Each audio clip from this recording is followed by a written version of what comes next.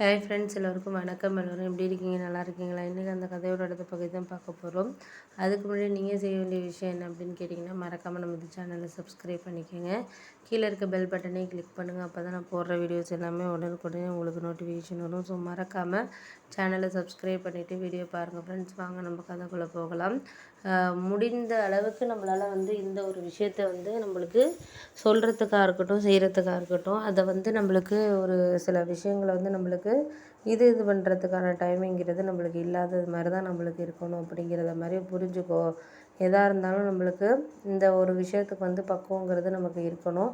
அதுதான் ஒரு சில விஷயத்த நம்மளுக்கு கொண்டுட்டு போகிறதுக்கான இதுங்கிறது அப்படின்னோடனே, சரி அதெல்லாம் விட பார்த்துக்கலாம். எதாக இருந்தாலும் நம்மளுக்கு முடிஞ்ச வரைக்கும் நம்மளால் என்ன ஒரு இது பண்ண முடியுதோ அதை நம்ம இது பண்ணிக்கிட்டு இருக்கணும் அப்படின்னோடனே, சரி பார்த்து ஒரு சில விஷயங்களை நீ புரிஞ்சுக்கிட்டு எதுக்காக இருந்தாலும் இது பண்ணிக்கிட்டு இது பண்ண வேண்டியது தான். இனிமேல் அதுக்காக நம்ம ஒன்றும் யாரையும் போட்டு நம்ம கஷ்டப்படுத்திக்கிட்டு இருக்கக்கூடாது. முடிஞ்ச அளவுக்கு கஷ்டப்படுத்தாமல் நம்ம இது பண்ணிக்கிட்டு போனோம்னாலே போதும் அப்படின்னோடனே, சரி சரி நீங்கள் எதோ சொல்கிறீங்க, இருந்தாலும் நம்மளுக்கு அடுத்த ஒரு கட்டத்துக்கு நம்ம கொண்டுட்டு போகிறதுக்கான இதுங்கிறது நமக்கு இருக்கணும் அப்படிங்கிற மாதிரி சொல்லியாச்சு.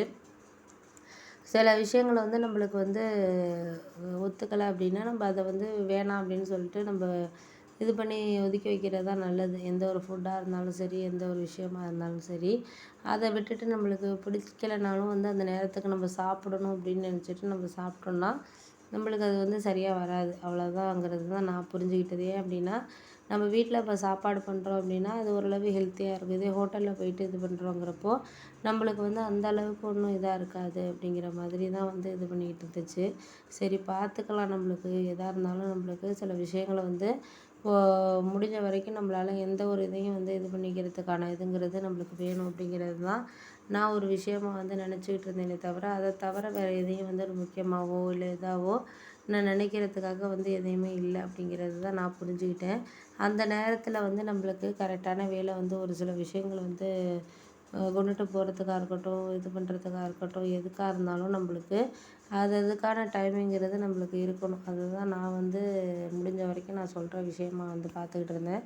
அதுக்காக இது சரியில்லை, அது சரியில்லைன்னு நம்மளால் எதையும் சமாளிச்சுக்கிட்டு இருக்க முடியாது. சமாளிக்கிறோம் அப்படின்னா எதுவுமே சமாளிக்கிறதுக்கான ஒரு தைரியங்கிறது நமக்கு இருக்கணும். அது இருந்தால் மட்டும்தான் நம்மளால் எந்த ஒரு விஷயத்தையும் செய்ய முடியும், பண்ண முடியும். அதை விட்டுட்டு சமாளிக்கிறதுக்கான ஒரு தைரியம் இல்லைங்கிறப்போ நம்மளால் எதையுமே சமாளிக்க முடியாத மாதிரியான ஒரு சூழ்நிலையில தான் நம்ம இருக்கிறோம் அப்படிங்கிறத தான் நான் முயற்சி பண்ணி இது பண்ணிக்கிட்டு இருக்கிறதுக்கான காரணங்கிறது அப்படின்னு சொல்லலாம். அதுக்காக நம்ம யாரையும் இது சரி, அது சரின்ட்டு நம்மளால் இது பண்ணிக்கிட்டு இருக்க முடியாது. பார்ப்போம். முடிஞ்ச அளவுக்கு நம்மளால் என்ன செய்ய முடியுதோ அதை நம்மளால் செய்ய முடியறதுக்கான காரணங்களை நம்ம வாழ்க்கையில் கொண்டுட்டு போகணுன்னாலே போதும். அதுக்கான காரணத்தை தேவையில்லாமல் இது சரி, அது சரின்ட்டு நம்ம சொல்லிக்கிட்டு இருக்கக்கூடாது. பார்ப்போம். முடிஞ்ச அளவுக்கு என்ன நடக்குதோ நடக்கட்டும். அதுக்கு மேலே கடவுள் விட்டது இது அப்படின்னு நினச்சிட்டு நம்ம போயிட்டுருக்க வேண்டியதான் அப்படின்னோடனே, அதுக்கான இதை நம்ம முடிஞ்ச அளவுக்கு நம்மளால் பார்த்துக்கிட்டு முயற்சி பண்ணோன்னா மட்டும்தான் எதையுமே செய்ய முடியும், பண்ண முடியும். அதை விட்டுட்டு தேவையில்லாமல் நம்ம எதையுமே யோசிச்சுக்கிட்டு இது பண்ணிக்கிட்டு இருந்தோம்னா கண்டிப்பாக எதுவுமே பண்ண முடியாது அப்படிங்கிறது தான் நான் உணர்ந்த விஷயம் அப்படிங்கிறது. அதனால முடிஞ்ச அளவுக்கு நம்மளால் இனிமேல் எந்த இதையுமே சரியான ஒரு இதில் நுணுக்கத்தில் கொண்டுட்டு போகிறதுக்கான இதுங்கிறது நம்மளுக்கு இருக்கணும். அதுக்காக நம்ம முயற்சி பண்ணிக்கிட்டு இது பண்ணால் மட்டும்தான் நம்மளுக்கு எதையுமே நம்ம சாதிக்க முடியும் அப்படிங்கிற மாதிரி நான் ஒரு சில விஷயங்களை யோசிச்சுட்டு இருந்தேன்.